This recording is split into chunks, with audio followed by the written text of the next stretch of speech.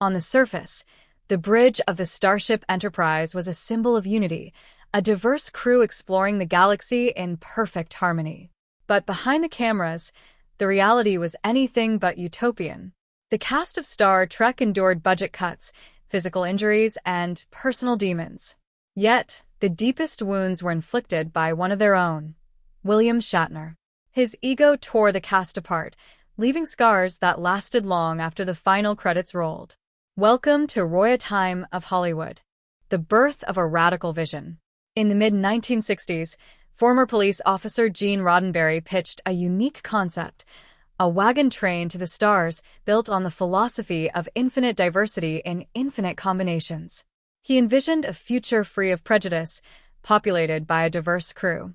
After a slow, intellectual first pilot starring Jeffrey Hunter was rejected by NBC, studio head Lucille Ball personally intervened to help secure a rare second pilot.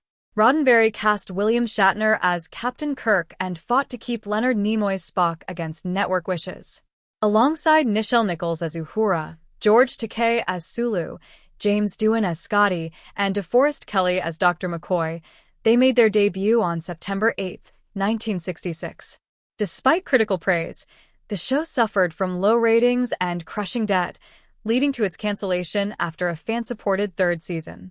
In syndication, however, it exploded into a multi-billion-dollar cultural phenomenon. Dangers and dysfunction behind the scenes. Behind the glamorous sci-fi aesthetic lay a punishing production environment.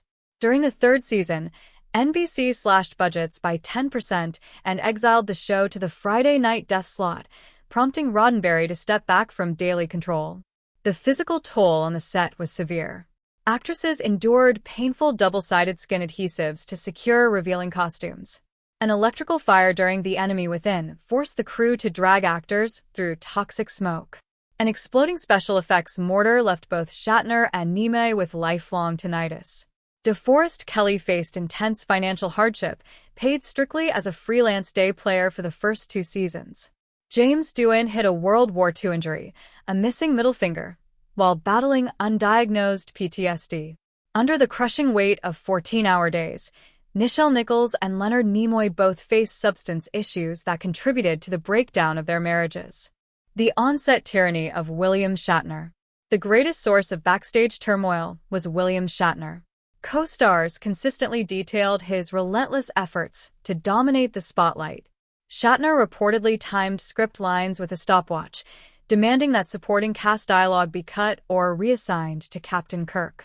During filming, he would deliberately alter his physical blocking to step in front of George Takei or Walter Koenig, forcing camera operators to crop them out of the frame. Shatner's toxic rivalry with Leonard Nimoy grew so intense over Spock's popularity that Roddenberry had to write an angry letter demanding they stop their egocentricity. The hostility fractured the cast permanently. James Doohan grew to hate Shatner so deeply that he explicitly barred him from his final conventions and memorial services. George Takei revealed that Shatner completely ignored him off-camera for the entire 3-year run of the original series. Later in life, Nimoy cut contact with Shatner for the final 5 years of his life after Shatner covertly filmed him at a convention without permission. Exploitation and toxic feuds. The toxic culture started at the top. Gene Roddenberry maintained overlapping affairs with both Nichelle Nichols and Majel Barrett, creating a hostile power dynamic. He was accused of modifying scripts to enforce inappropriate costuming for women he was pursuing. This history of executive manipulation repeated itself in later iterations of the franchise.